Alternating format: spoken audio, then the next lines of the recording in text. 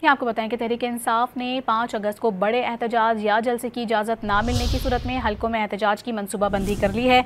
लाहौर में PTI 5 अगस्त को पंजाब के हर हलके में एहतजाज करेगी। ज़रा ये बताते हैं, बड़े एहतजाज की इजाज़त ना मिली तो हलकों में मुजाहरे किए जाएंगे। तहरीक इंसाफ ने 5 अगस्त के एहतजाज पर हिकमत अमली बना ली है।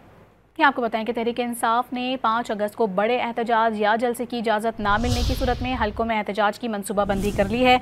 लाहौर में PTI 5 अगस्त को पंजाब के हर हलके में एहतजाज करेगी। ज़रा ये बताते हैं, बड़े एहतजाज की इजाज़त ना मिली तो हलकों में मुजाहरे किए जाएंगे। तहरीक इंसाफ ने 5 अगस्त के एहतजाज पर हिकमत अमली बना ली है। कि आपको बताएं कि तहरीक इंसाफ ने 5 अगस्त को बड़े एहतजाज या जलसे की इजाज़त ना मिलने की सूरत में हलकों में एहतजाज की मनसूबाबंदी कर ली है। लाहौर में PTI 5 अगस्त को पंजाब के हर हलके में एहतजाज करेगी। ज़रा ये बताते हैं, बड़े एहतजाज की इजाज़त ना मिली तो हलकों में मुजाहरे किए जाएंगे। तहरीक इंसाफ ने 5 अगस्त के एहतजाज पर हिकमत अमली बना ली है।